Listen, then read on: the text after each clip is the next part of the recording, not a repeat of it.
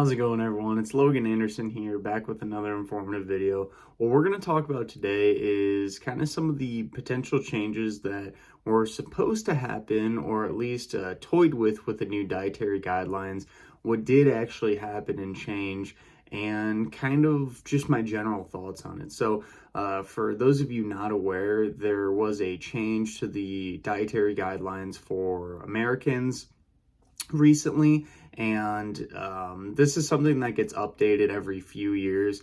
There's usually not a whole lot of changes. It's still limit your overall saturated fat and added sugar intake, increase the fruits and vegetables you're eating, try to get lots of whole grains, lots of fiber, increasing water intake, basically having a well-balanced diet, yada yada. This stuff that's been preached to you for literally your entire life. But this time there was a panel and a board of numerous different scientific bodies, doctors, just individuals who have a lot of experience with public health and dietetics.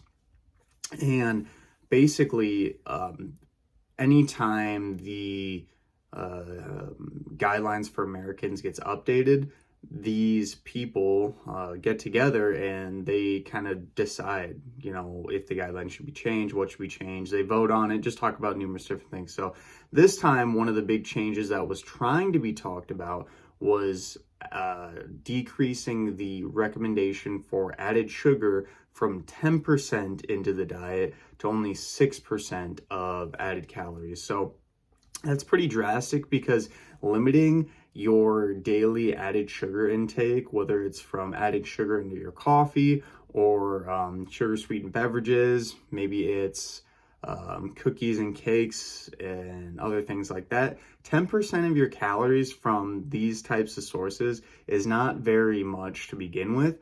So recommending to bring it down to 6% is increasingly difficult. I mean, I don't think I personally hit the 10%. I'm probably over that. So for most individuals who really don't even pay attention or care about their health or wellness,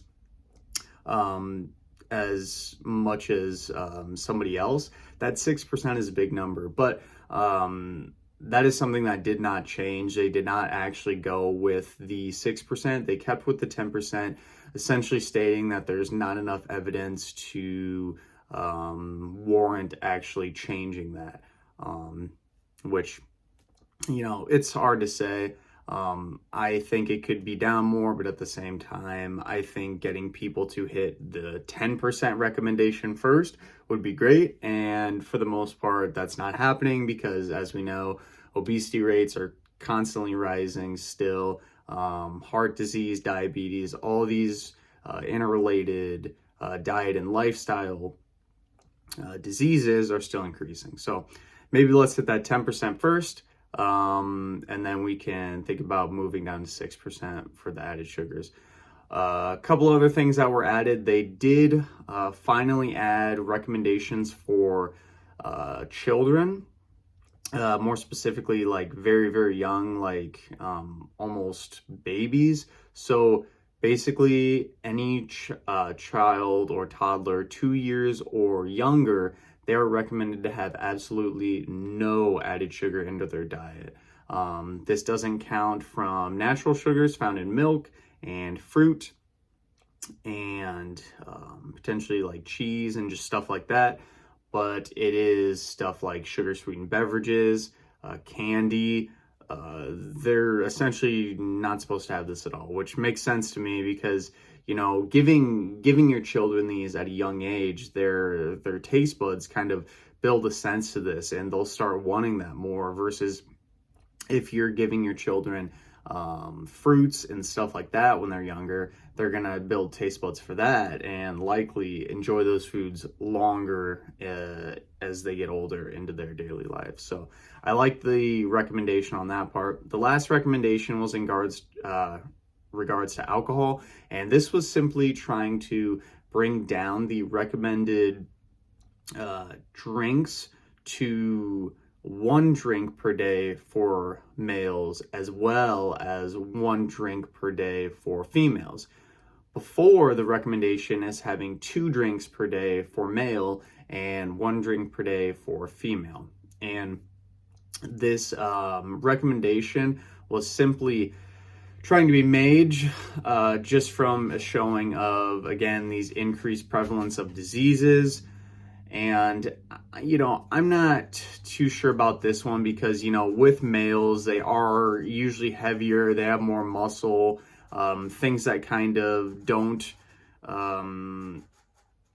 they help in basically soaking up all the alcohol and making the intake not as bad so it doesn't go to your liver and all the other parts of your body that we know with increased alcohol consumption. So I'm not really sure about this recommendation, but just like the dropping from 10% of calories of sugars to 6%, this recommendation also did not go through on the board. So kind of my overall thoughts of this, I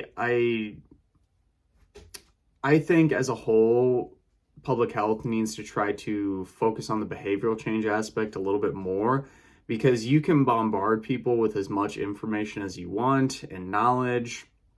But I've realized that, if they're not ready to change and they don't feel like they need to, or don't feel like they can, is probably a bigger thing. They're not going to. So trying to focus on getting them to want to change and then giving them those facts and knowledge and recommendations should be a much more viable option than trying to batter down and, decrease their sugar intake even more than we're already asking them to decrease it.